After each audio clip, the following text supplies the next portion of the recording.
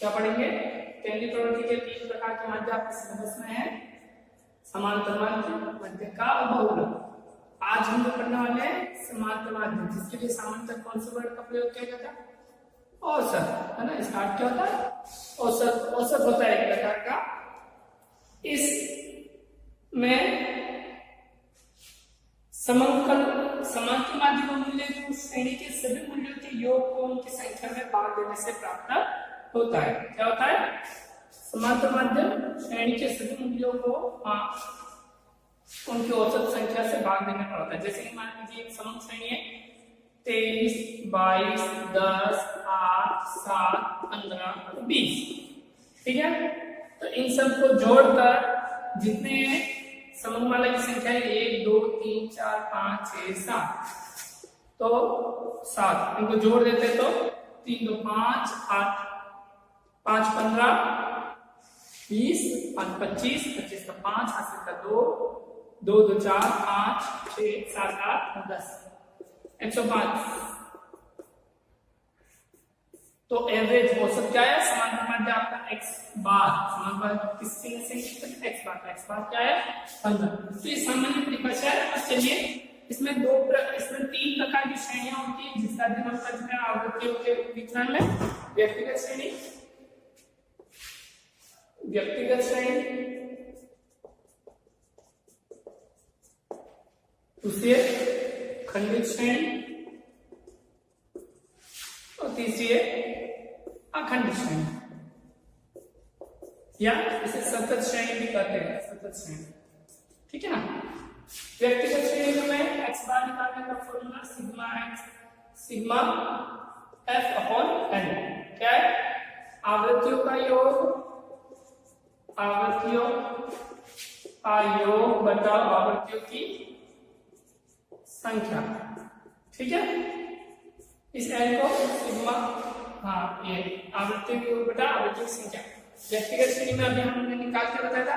अब हम देखते हैं खंडित श्रेणी। खंडित श्रेणी में समांतर माध्य निकालने का फॉर्मूला क्या होगी? व्यक्तिगत श्रेणी में भी 2 प्रकार की रीतियां है। ये हुई प्रत्यक्ष रीति, सभी की 2 प्रकार की रीति है, प्रत्यक्ष रीति, सेकंड टाइप होता है इनका लघु रीति। लघु रीति में क्या होता है? प्रत्यक्ष रीति और लघु रीति।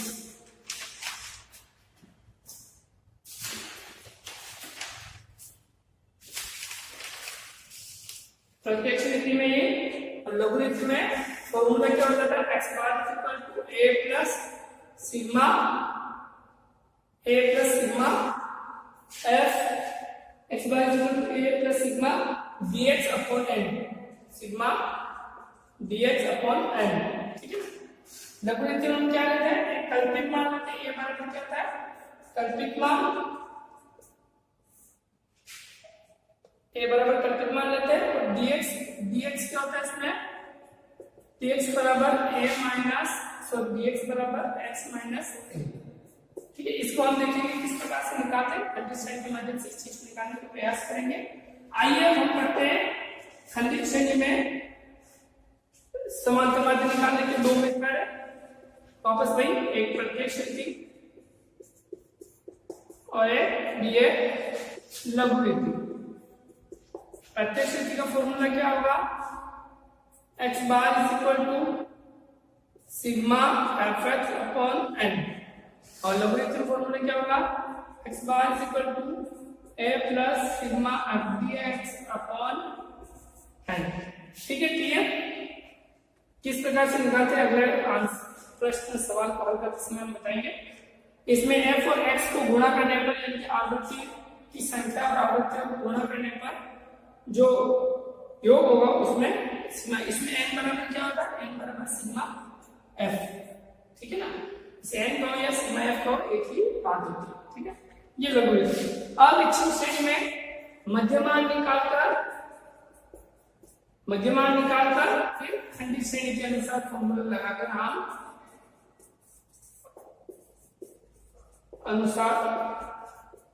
लगाकर हम समांतर माध्य ज्ञात कर सकते हैं। आइए हम शुरुआत करते हैं खंडित श्रेणी में समांतर माध्य का खंडित श्रेणी में समांतरा भी निकालते हैं। ठीक है, सबसे पहले एक सवाल लेते हैं खंडित श्रेणी का और उसमें समांतरा भी निकाल के देखते हैं। ठीक है,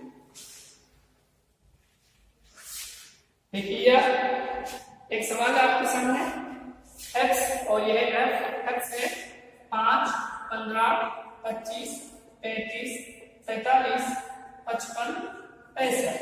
आपकी फ्रीक्वेंसी है 15, 25, 52, 15, 25, 52, 56, 78, 80, 70, 56, 78, 80, 70। आपको निकालना है, सबसे पहले हम किस मेथड से निकालेंगे? हम निकालेंगे फर्स्ट है प्रत्यक्ष मेथड से, डायरेक्ट मेथड, प्रत्यक्ष विधि। देखिए प्रत्यक्ष विधि से निकालने का फॉर्मूला हमारा है sigma fx upon n, x bar is equal to sigma fx। तो सिग्मा fx निकालने के लिए f और x को गुणा करेंगे, f गुणा x इज इक्वल टू आपके सामने आएगा 75, 375, 1300, 75, 375, 1300, 1960, 3310, 1960, 3310, 4400, 4550, 4400 और 4550। ठीक है, ये अब हमें क्या निकालना है? Sigma fx। सिग्मा fx बराबर 16,170। इन सब की जोड़ क्या हुई? 16,170। और आपका n क्या है? आवृत्तियों का योग, जिसे n का हो या सिग्मा f का हो, है ना, एक ही बात है। ये हो गया आपकी 376, इनकी जोड़ क्या होगी? 376। तो फॉर्मूला में हम इसको डालते हैं 16,170 sigma fx upon 376 is equal to, answer इसका क्या आएगा? 43.01। ये आपका परिणाम होगा। चलिए इसे ही हम ये प्रत्यक्ष विधि से या अब इसे लघु विधि से करके देखते हैं।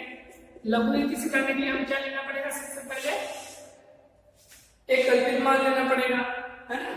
कल्पित मान लेते हैं लघु विधि से करने के लिए। चलिए हमने कल्पित मान कौन सा संख्या का लिया जाता है? कल्पित मान लिया जाता है आवृत्ति x का, है ना। x जो है इसका लिया जाता है कल्पित मान को भी हम कोशिश करते हैं कि बीच का मान ले, जिससे क्या होता है प्लस माइनस की वेरिएशन कम हो जाती है। तो हम कल्पित मान लेते हैं a इक्वल टू हमारा क्या हो गया 35। तो dx is equal to x minus a। ठीक है, dx निकालते हैं तो x के 5 में से 35 गए तो माइनस के 30, 15 में से 35 गए तो माइनस के 20, माइनस के 10, 0 प्लस के 10 प्लस के 20 प्लस के 30। ओके, ठीक है। चलिए फिर हम लिखते हैं ये मान निकला dx। अब हमें क्या निकालना है? लघुगणितीय फॉर्मूला क्या है आपका? लघुगणितीय फॉर्मूला है x bar is equal to a plus sigma f dx upon n। dx निकल गया, f हमारे पास है, हमें क्या निकालना है? अब हमें इसकी जरूरत नहीं है ना, अब हमें इसकी जरूरत नहीं है। f हमारे पास और dx निकालना, तो f dx निकालने के लिए क्या करेंगे? इनमें गुणा हो जाएगा 15, 45, 450, 500 माइनस के और 520 माइनस के, ये 0, ये प्लस के 780, ये प्लस के 1600, ये प्लस के 2100। इनका अगर करते हैं जोड़ सिग्मा एफ डी एक्स से, सिग्मा एफ डी एक्स क्या हो जाता है? सिग्मा एफ डी एक्स हो जाता है हमारा 3010। ठीक है ना, प्लस माइनस जोड़ देते हैं, घटा देते हैं, तो X bar equal to a 35, ये क्या है हमारा 35 plus sigma F D X 3010 upon 376, X bar equal to 43.0। देखिए आप लघुगणितीय प्रत्यक्ष दोनों से हमने निकला है आंसर हमारा समान। ठीक है, क्लियर। अब दोनों ही सवाल किए हमने। अब यही आप चीज मान लीजिए कि यही प्रोसेस हमें अविच्छिन्न श्रेणी, सतत श्रेणी या सतत श्रेणी में अपनानी है। अब केवल फर्क यह रहेगा, जब सतत श्रेणी में हमारे सामने किस प्रकार से x दिया जाएगा? एक वर्गांतर दिया जाएगा। वर्गांतर किस रूप में? ये देखिए वर्ग दिया जाता है 0 से 10, 10 से 20, 20 से 30, 30 से 40, 40 से 50, 50 से 60 और 60 से 70। ठीक है ना। वर्गांतर क्षेत्र का हमें क्या निकालना होता है? मध्यमान। और वही मध्यमान हमारा क्या होता है? x। ये कैसे निकालते हैं? तो निचली सीमा प्लस ऊपरी सीमा upon 2, 0 plus 10 upon 2 is equal to 5। Okay 5, 10 plus 20 upon 2 is equal to 50। इस प्रकार से मध्यमान निकाल कर हम इस सवाल को आगे खंडित श्रेणी या खंडित वृत्ति के अनुसार ही करेंगे। क्लियर? ये आपके समांतर मध्य का चैप्टर हुआ। बहुत सरल बहुपदी वृत्ति हमने आपको समझाया है। आशा आपको समझाया है। मुख्य बात, व्यक्तिगत श्रेणी में सबको जोड़ के आवृत्तियों की संख्या का भाग दे, आवृत्ति वियोग बटा आवृत्ति की संख्या, जिससे आपका x बार निकल जाता है। अखंडित श्रेणी में प्रत्येक स्थिति लघु वृत्ति, प्रत्येक स्थिति में फॉर्मूला सिग्मा है, x bar is equal to sigma fx upon n, और लघु वृत्ति में x bar is equal to a plus sigma f dx upon n। और इन्हीं दोनों फॉर्मूला का उपयोग अविच्छिन्न श्रेणी के लिए। केवल अंतर इतना है कि अविच्छिन्न श्रेणी जो है वर्ग दिया जाता है, वर्ग की ऊपरी सीमा और निचली सीमा बटा 2 करके आप मध्यमान x निकालते हैं और उसके माध्यम से इन सवालों को फिर खंडित श्रेणी के अनुसार हल करते हैं। आशा है आपको समझ में आया होगा। धन्यवाद।